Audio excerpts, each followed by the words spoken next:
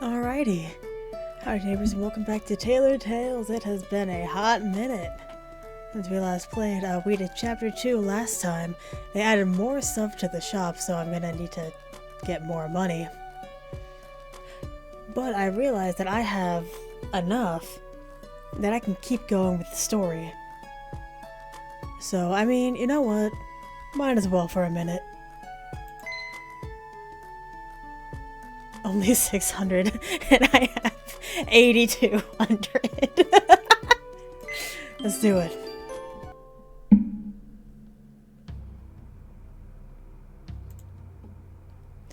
I was staring at the face of my captor, my knees shaking.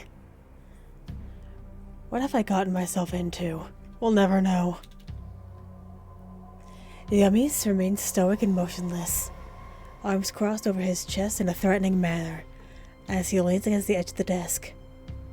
I don't know what he's thinking at all. Then finally, after eyeing me all this time, Yamis makes a move. He pushes himself away from the desk, standing ever closer to me with his tall stature. I loudly gulp, my mind formulating a million escape plans, including one where I just shoot myself out into space with a self-made spacesuit, but I quickly scratch that idea. My heart starts racing when he unfolds his arms, grabbing the odd belt buckle with his hands and unfastening them. He's removing it. Wait, what is he planning on doing? Slowly I back away from him as he starts to slip out of his suit, moving the upper half. I don't want to know where this is going. This is the end for me. Am I going to become some sort of slave to an alien? Out of all the things I thought would eventually cause my demise, being turned into a slave by an alien was nowhere near being on that list. There's a certain word that comes before slave and it starts with an S, so for those that are just using this for audio, enjoy that. Yamis grunts as he stands in front of me, his bare chest in full view. His body is so much like a human. I forget he's technically an alien. He's so damn ripped. I'm surprised a suit of armor can contain all those muscles. What is happening? Then I notice something. The burns. The ones he sustained back on Earth during the battle. They're gone. His skin is in pristine condition. Quote unquote. With the exception of a couple of odd scars and the stitches that I left behind. But that particular wound. Oh, but even that particular wound is super mild and rapidly healing up. Great! Aliens have super regenerative healing properties. That means that even if I were to harm him to escape, it's not going to put a dent in him. This treatment of my wound, that was your doing, was it not? He asks. Well, it's not like I can deny it at this point. I hesitantly nod my head. Speak up, Earthling Princess. I forgot we're lying. He says in a commanding voice that makes the hairs on the back of my neck stand up straight. Yes, I squeak out. Does he not understand the gesture of a nod? I have not yet seen this kind of technique. Do all Earthlings possess the ability to treat wounds like this? No. Then, is it a skill only royals such as yourself can learn? I'm sorry for laughing. Yes, narrowing his eyes. It's not funny. Right, I'm supposed to be royalty. However, I'm not inclined to give him much information at all. I don't want him to know about my abilities as far as I can help it. Yes, I lie. Very well then. You may return to your chambers now. Okay, thank you. Good day.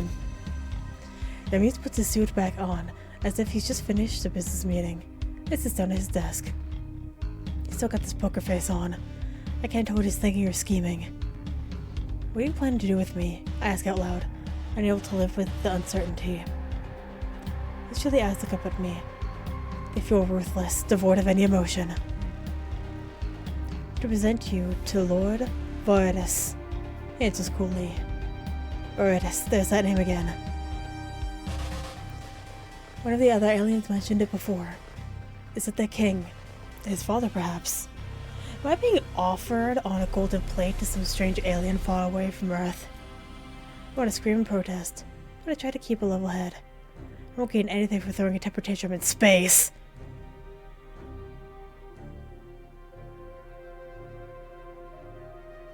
Good or bad, good or bad, good or bad. Again, evens or odds, let's go. Evens up, odd down, here we go. That's odd. Please let me go back to Earth. I played with him. Yami's eyes don't even blink as he looks down at his tablet and ignores me completely. Please, I repeat, a little more desperately. I have a brother, I can't abandon him. His eyes flicker back up to me. He interlaces his fingers together and then leans his chin on top of his hands. They feel so menacing, so powerful. I know I won't be able to overpower him at all. I can't do anything but plead for my life. Seems this brother of yours isn't as concerned with your well-being as you are for his.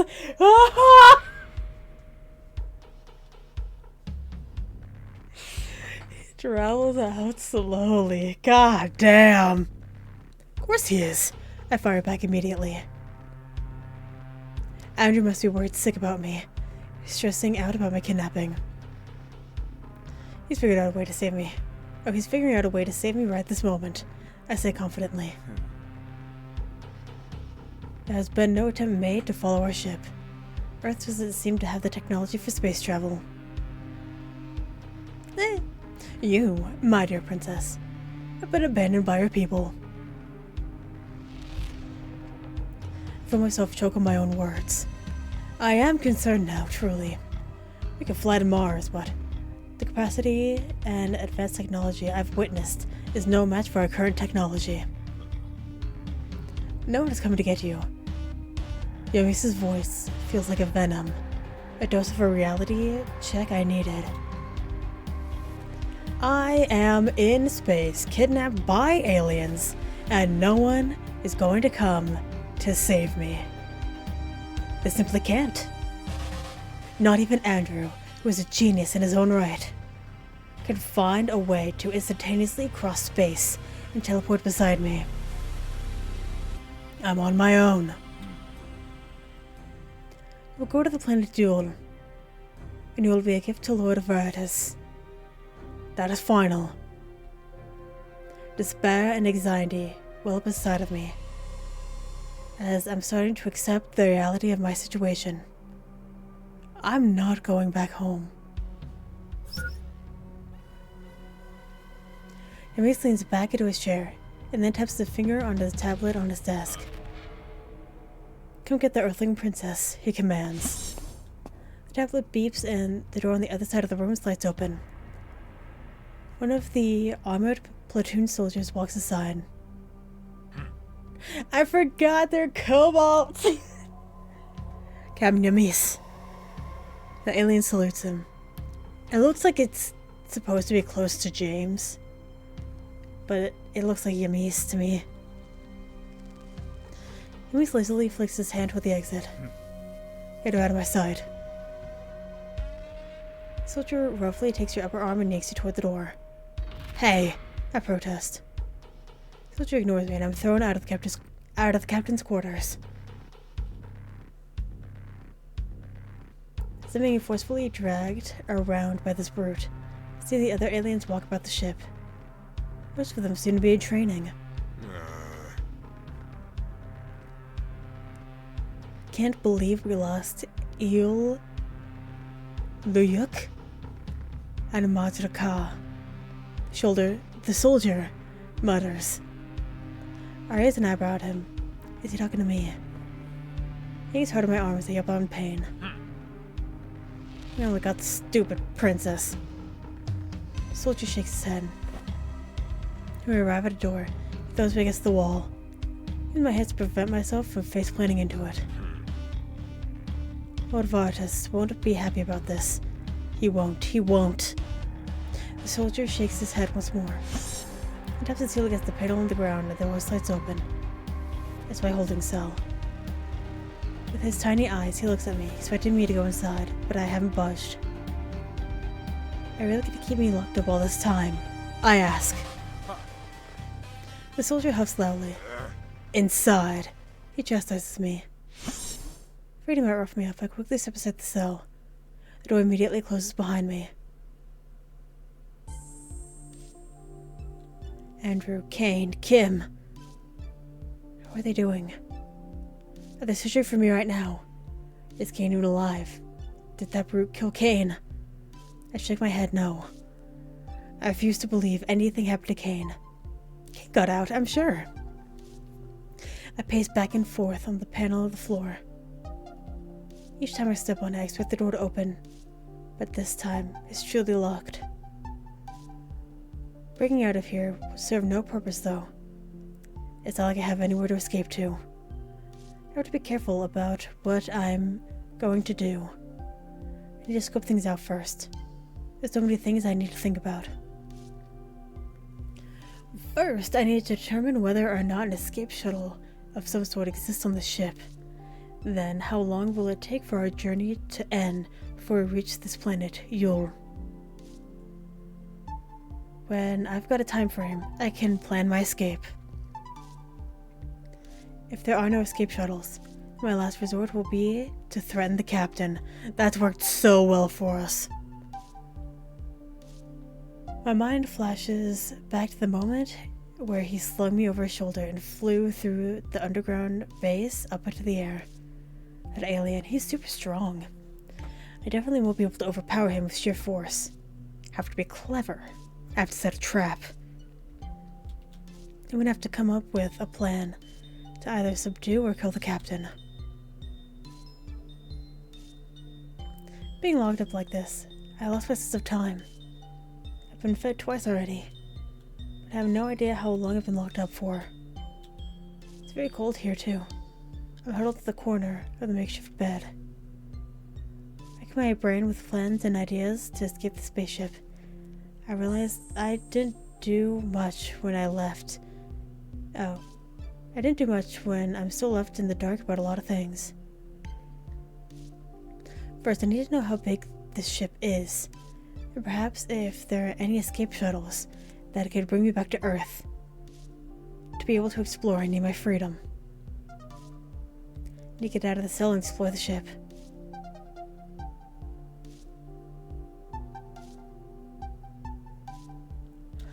Picking the lock twice in a row seems like a very bad idea. But shouting doesn't seem like it's gonna do me too much good. I don't think I'm gonna roll for this one. It's dangerous, but I can't expect them to give me free rein when I'm officially deemed spoils of war. I need to take matters into my own hands. Read my neck and stretch out my hands as I look at the door. Time to do this. Silver thread sprouts from my fingertips, growing longer and longer. Closer to the crack of the door in the wall. Due to the vibrations. We have already seen this. The door slides open when I finally unlock it. Quickly I stick my head out and look left and right outside the hallway. I don't spot a soul. Alright, time to explore. I turn my heel and go the opposite way I came from, hoping this will lead me to something good. Walk down the hallway, coming to a split. Before I make any decisions though, I run into one of the lizard soldiers.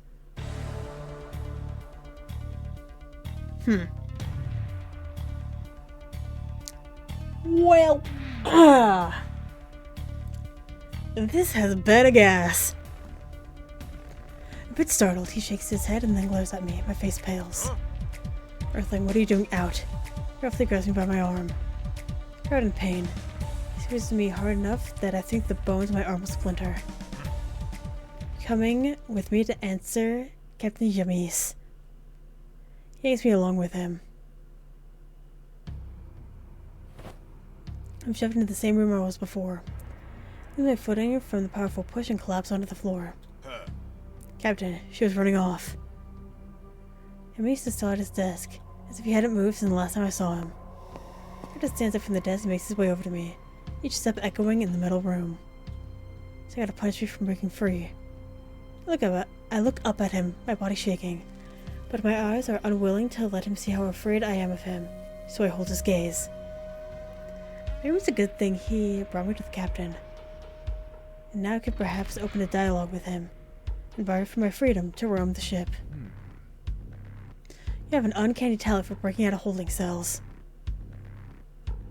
He arches down to my level, staring at me with menacing eyes. Then his hand shoots out and he roughly grabs my chin, forcing me to look up at him. I thought we already were. I guess we weren't. His grip tightens, and I'm starting to realize everyone on the ship is likely able to shatter my bones if they wish. I mean, anyone in real life could do the same. Come on now. This isn't really news. The touch of his hand against my skin makes me feel sick. Does the Earthling princess have a death wish? I mean, not particularly, but... I say nothing, wisely holding my tongue this time. The fighting spirit inside of me is shining through my glare. I'm unable to look away. Yamis breaks my gaze, his dark eyes flickering elsewhere as he lets go of my chin. He slowly gets up, then addresses the Red Soldier.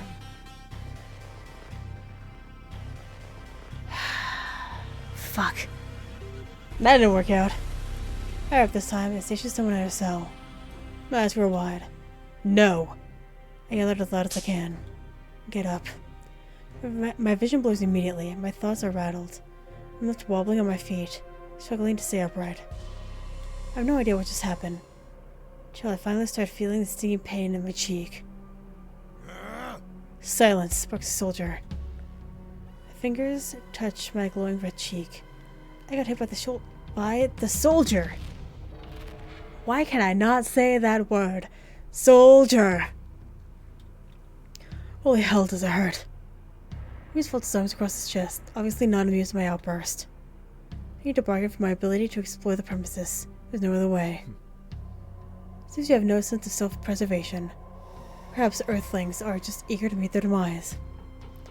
The soldier stares at me with these despicable, beady little eyes. That's rude. He can't help that. I'm already imagining how I will slice his throat with my thread. Reese then turns around, and comes back to me as he walks toward the desk. Well, so what do you want to say? Captain? The soldier says, confused. I want to roam free, I say. Reese stops walking. The room grows quiet. Free, you say? He repeats slowly. I know I'm not going anywhere. We're in space, after all. But I'll go crazy if you keep me locked up in that room. I look down at the floor and try to swallow my pride. The sting in my cheek still hurts. So please, with your permission, let me wander around. I won't cause any trouble. I grit my teeth. The soldier next to me starts to laugh out loud. Earthlings are funny. Amis finally turns around to face us again. Earthling princess, perhaps I need to educate you on the art of the deal. When one desires something from another, one must be able to strike an offer in return. Amis cocks his head to the side. What does an Earthling like you have to bargain for your freedom to roam in this vessel? I swallow. I don't have anything to bargain with. I only have my body and talent. I'm definitely not going to offer my body to him. So all that leaves is my thread. I'd rather not reveal what I can do, but it seems that is my only choice. I could show you how I close that wound of yours. Please, let that be suitable enough for an offer. Yamis brings a hand to his chin, clearly mulling over my offer. I can feel my heart beating against my chest. I'm so nervous.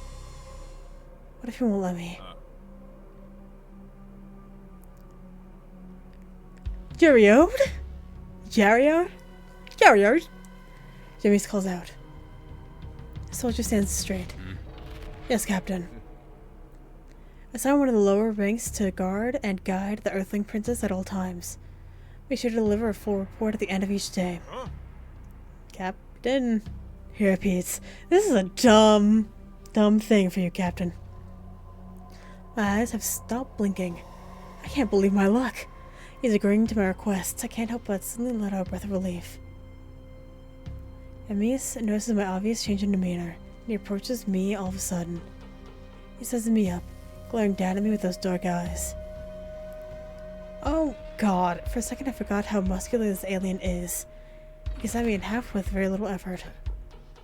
However, mark me. One suspicious activity, and I'll hang you outside the ship the rest of the way. He turns on his heel and briskly walks away. Dismissed. Take the Earthling and find someone else that will babysit her. Yes, Captain. Bye, Cobalt.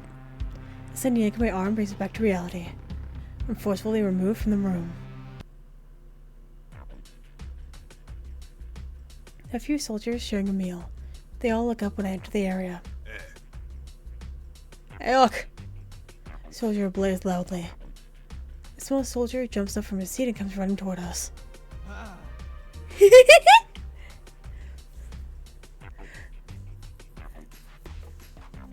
Yes. GamesRHard. It was the same one that gave me some water to drink the first day. Captain wants you to guard and guide the Earthling. Take her for a walk. Make sure to report all her activities to me. Walk? What's walk for? Asks Aok. I don't care. Just walk her around. Stay with her. Don't let her go near the engine room. Off limits. Engine room? I definitely need to check out that place. Sounds important. Every day? Every day. Yes, GamesRHard. GamesRHard glares at me as he releases my arm.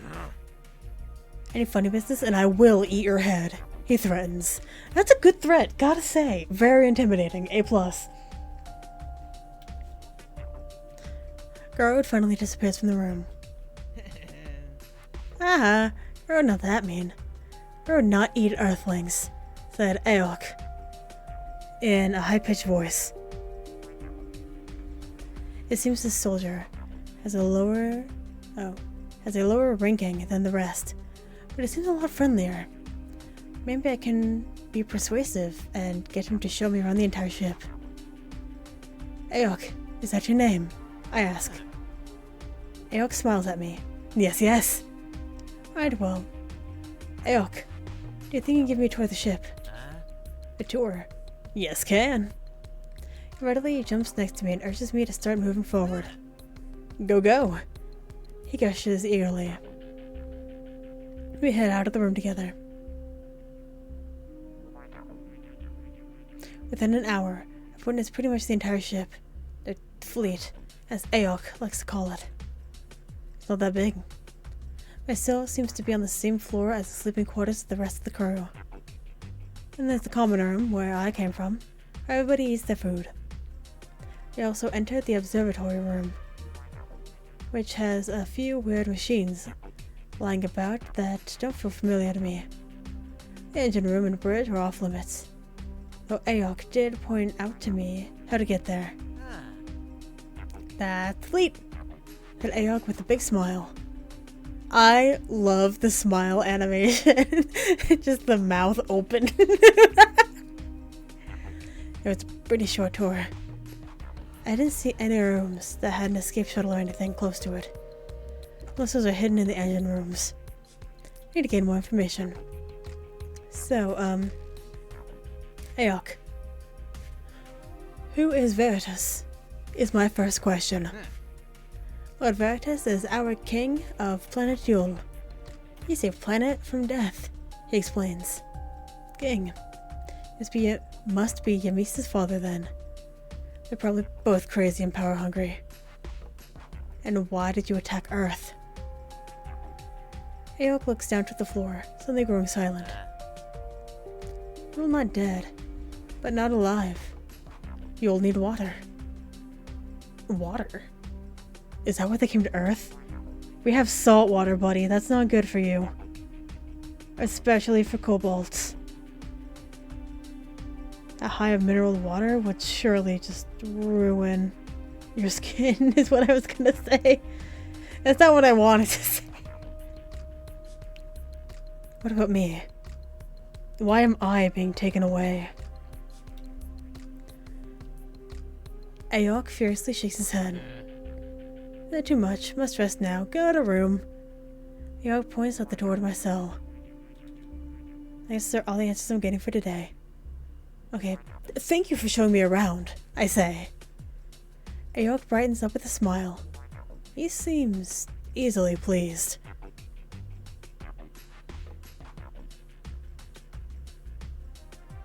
So my escape pod plan is a no-go. Stuck on a spaceship, and I somehow need to turn it around back to Earth. I'm gonna have to take the captain hostage and threaten his life. It will turn around and send me back to Earth.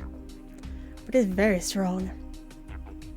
He not only has the ability to fly, as far as I know, but he pretty much rammed his way through several floors of my house. How could I get past someone like that? I'm no superhero. I never had to fight before.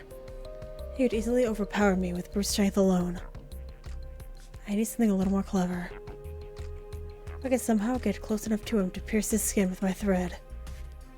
I should be able to pinpoint his heart and be able to threaten his life. Then, I'll be in a position to make demands and get them to return me to Earth. Oh wait, he's an alien. Do aliens even have hearts? Well, I have super sharp eyesight. I don't exactly have super hearing or anything. I don't know if he has a heart or not. I scoffed to myself. Well, he's certainly heartless in the figurative sense. I can't remember him looking all too different from a normal human body when I was dressing his wounds. But it's not like I paid attention to whether or not his heart was still beating. What if he does have a heart, but it's in a totally different place? Like somewhere near his stomach. I'm gonna have to find out where his heart is before I attempt to stab it. To do it, I need to get physically close to my abductor and hope he doesn't kill me on the spot. You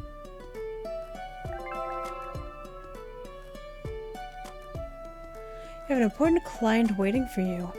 Complete it to unlock the next chapter. Wow! Oh. Excuse me. You've encountered an important client for the first time. Throughout the story, you will encounter story-specific clients, which require you to buy items you do not yet own. Check out the important client, study the designs they're asking for, then click on the shop icon in the main menu to buy the necessary items to complete the request. Sometimes important clients grant you gold, while others grant you an outfit you must wear to unlock the next chapter. So be sure to check whether or not you must wear a specific outfit. Check the category of outfits, if the dress is in there. Well, I mean, if you insist. I need a cardigan and plaid. I should have plaid, and I should have deep green. But let's double check.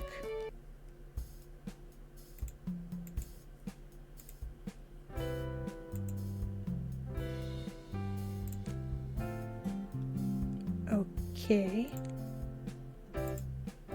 We already have a cardigan. We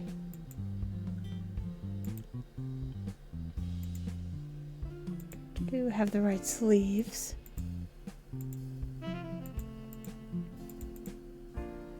And we have the, I think I have everything.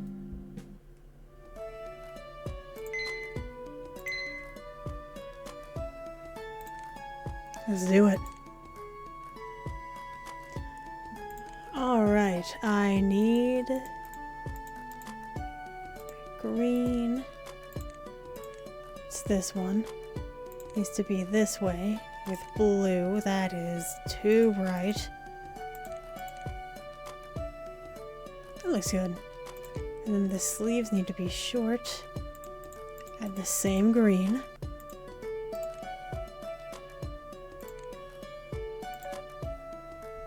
Oh my god. 4,500 coins, but only 10 experience. Boo.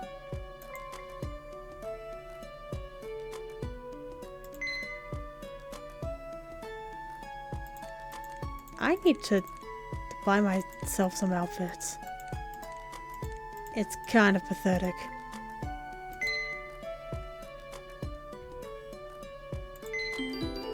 Oh, fuck! I didn't mean to just start it. I'm sorry. I'm gonna go ahead and end this episode here. I didn't mean to start it. So anyway, thank you very much for watching, and hopefully I will see you later.